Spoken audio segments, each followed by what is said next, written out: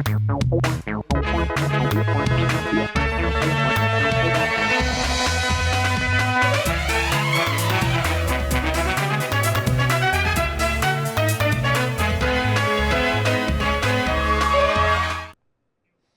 आप देख रहे हैं राष्ट्रीय समाचार। मेरा नाम है श्रुति जोशी। आइए एक नजर डालते हैं आज की हेडलाइंस पर।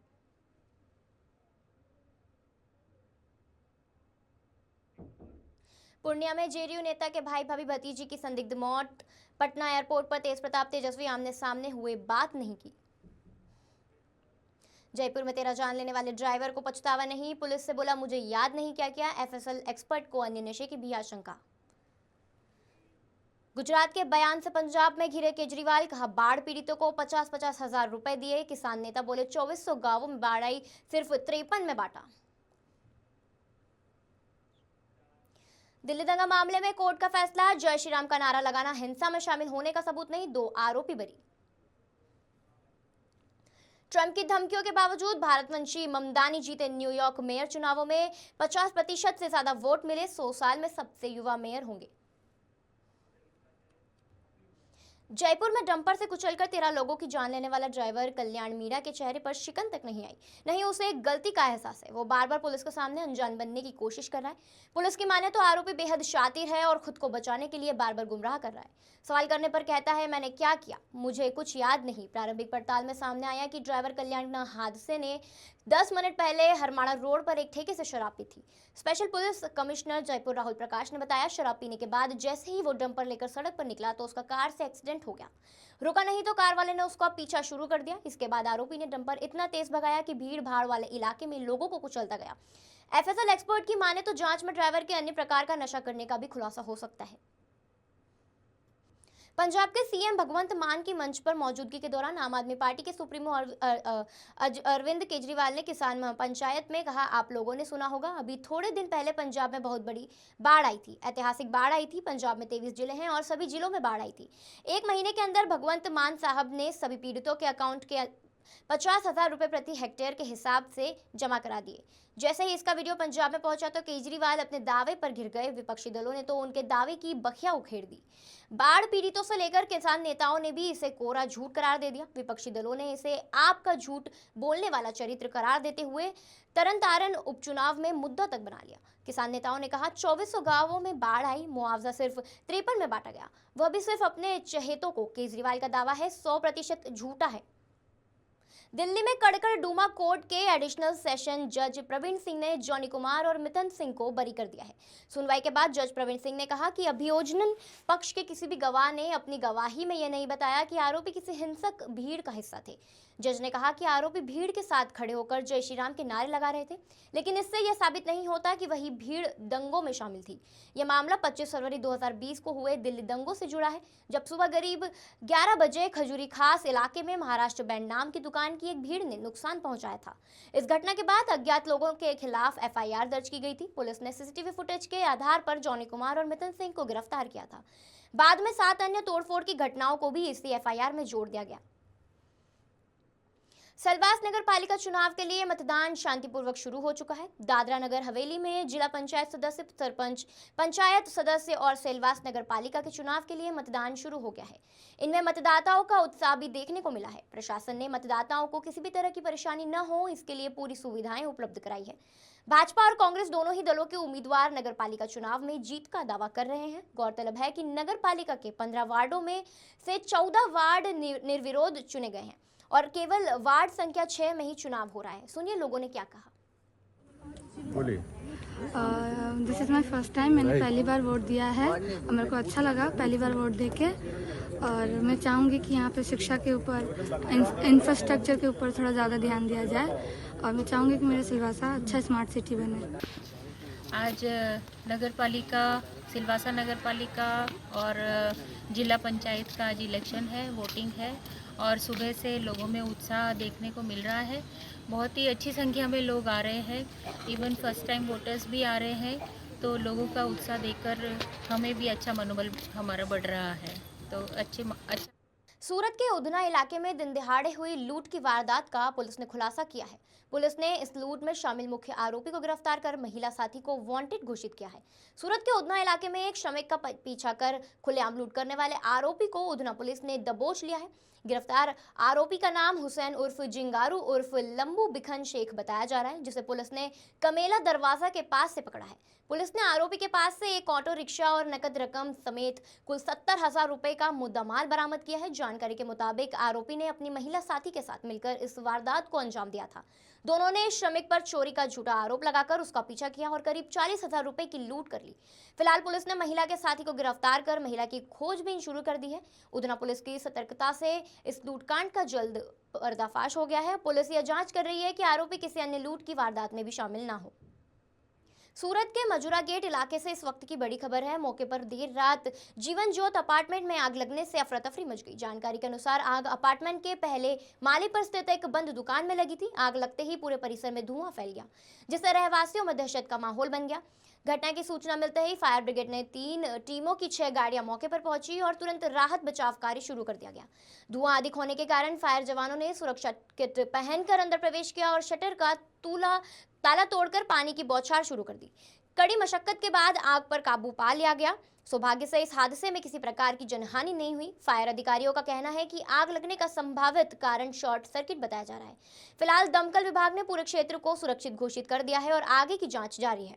राहत की बात यह है कि आग में कोई घायल नहीं हुआ, लेकिन सवाल ये उठता है कि शहर में बढ़ती शॉर्ट सर्किट घटनाओं पर कब लगेगा ब्रेक।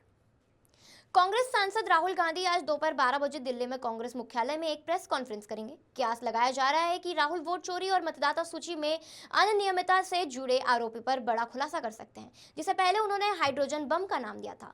1 सितंबर को राहुल गांधी ने भाजपा को चेतावनी देते हुए कहा था कि वह जल्द ही वोट चोरी के अपने आरोपों पर एक हाइड्रोजन बम गिराएंगे, क्योंकि महादेवपुरा के बारे में जो दिखाया गया वह सिर्फ एक परमाणु बम था। दरअसल राहुल वोट चोरी के आरोपों पर अब तक 2 बार प्रेस कॉन्फ्रेंस कर चुके हैं। उन्होंने 7 अगस्त और 18 सितंबर को भी चुनाव आयोग और भाजपा पर वोटों में गड़बड़ी करने का आरोप लगाया था। राजस्थान के जोधपुर जिले के टीबी अस्पताल में मंगलवार 3 नवंबर को एक ऐसा हादसा हुआ जिसका अंदाजा भी नहीं लगाया जा सकता था।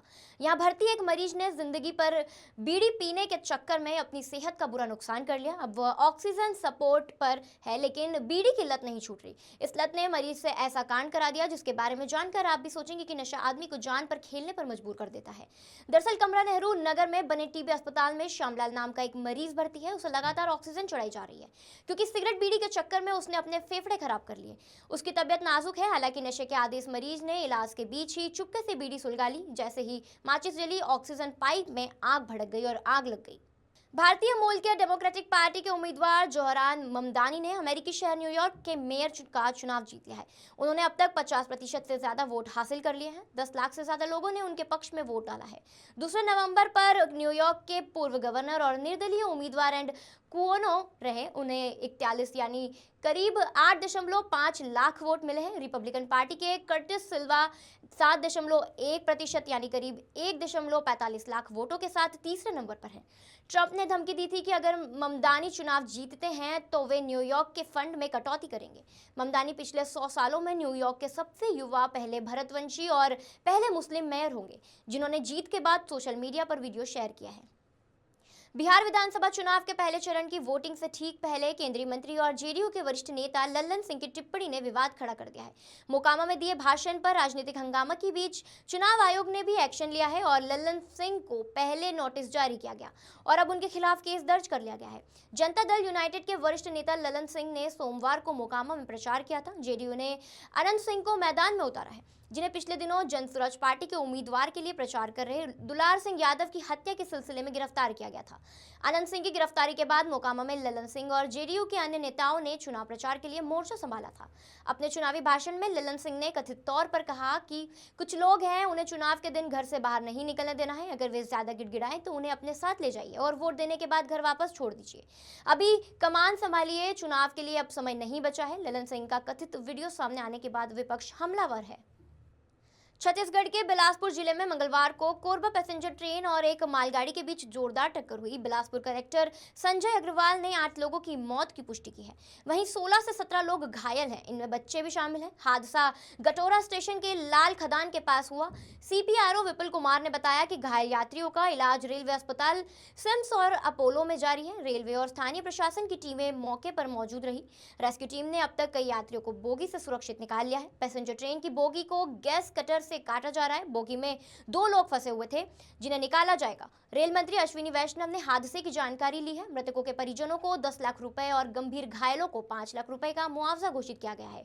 वहीं छत्तीसगढ़ सरकार ने मृतकों के परिजनों को 5 लाख रुपए और घायलों को 50,000 की आर्थिक सहायता देने का ऐलान किया है। वहीं कोरबा से बिलासपुर रूट ट्रेनों का संचालन ठप कर दिया गया है। Azad Hind express, Hirakud express, Bilaspur Tata express, Amarkantak express समेत कई ट्रेनों का समय 4 से 5 घंटे देरी से चल रहा है।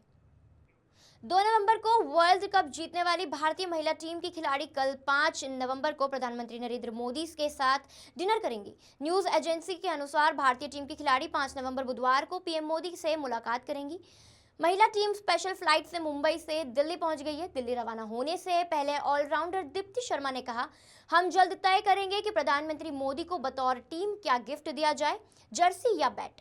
पीएम ने सोशल मीडिया पर बधाई दी थी। वर्ल्ड कप जीत के बाद प्रधानमंत्री मोदी ने सोशल मीडिया पर खिलाड़ियों को बधाई दी थी।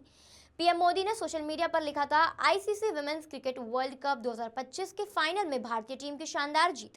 फाइनल में उनका प्रदर्शन अद्भुत कौशल और आत्मविश्वास से भरा था। Army chief general Upendra Dwivedi ने मंगलवार को कहा कि आज दुनिया में कई तरह के खतरे हैं और ये तेजी से बदल रहे हैं। ऐसे में कोई भी देश अकेले सुरक्षित नहीं रहा, अब सबको मिलकर काम करना होगा। उन्होंने कहा, रक्षा क्षेत्र में मिलजुल कर की गई खोज ही सबसे मजबूत सुरक्षा कवच है। जनरल द्विवेदी मंगलवार को दिल्ली में हुए इंडिया डिफेंस कॉन्क्लेव 2025 में बोल रहे थे। इस कार्यक्रम में सेना के वरिष्ठ अधिकारी, रक्षा विशेषज्ञ और उद्योग जगत के लोग शामिल हुए। इस दौरान आर्मी चीफ ने कहा, सेना अब ड्रोन युद्ध, क्वांटम टेक्नोलॉजी, 6G और स्पेस मिशन जैसे क्षेत्रों में तेजी से आगे बढ़ रही है। हम ऐसी तकनीकों पर काम कर रहे हैं जो नागरिक और सैन्य दोनों जगह उपयोगी हो। जनरल द्विवेदी ने बताया कि ऑपरेशन सिंदूर के बाद सेना को आर्थिक मजबूती मिली है। अब सेना को काम करने में ज्यादा आज़ादी और लचीलापन मिल रहा है। इस वजह से नए हथियार और तकनीक को शामिल करने की प्रक्रिया तेज हो गई है। पश्चिम बंगाल में मंगलवार को सीएम ममता बनर्जी ने स्पेशल इंटेंसिव रिवीजन यानी SIR, जिसे सामान्य शब्दों में वोटर लिस्ट वेरिफिकेशन के खिलाफ कोलकाता में विरोध मार्च निकाला। 3 किलोमीटर लंबी रैली में उनके साथ पार्टी महासचिव अभिषेक बनर्जी और बड़ी संख्या में पार्टी वर्कर्स मौजूद रहे। इस दौरान सीएम ममता ने कहा, SIR को राजनीतिक हथियार के रूप में इस्तेमाल किया जा रहा है ताकि 2026 विधानसभा चुनाव से पहले वोटर लिस्ट में चुपचाप धांधली की जा सके। आगे कहा कि जैसे हर उर्दू बोलने वाला पाकिस्तानी नहीं, वैसे ही हर बांग्ला भाषी बांग्लादेशी नहीं होता। इधर पश्चिम बंगाल विधानसभा में विपक्ष के नेता शुवेंदु अधिकारी ने ममता के मार्च को जमात की रैली बताया। उन्होंने कहा, यह भारतीय संविधान की नैतिकता के खिलाफ है। वहीं बंगाल भाजपा अध्यक्ष समीक भट्टाचार्य ने कहा, ममता जी को अगर कुछ कहना है तो उन्हें सुप्रीम कोर्ट का दरवाजा खटखटाना चाहिए। देश के 12 राज्यों और केंद्र शासित प्रदेशों में आज मंगलवार से SIR शुरू हो गया है।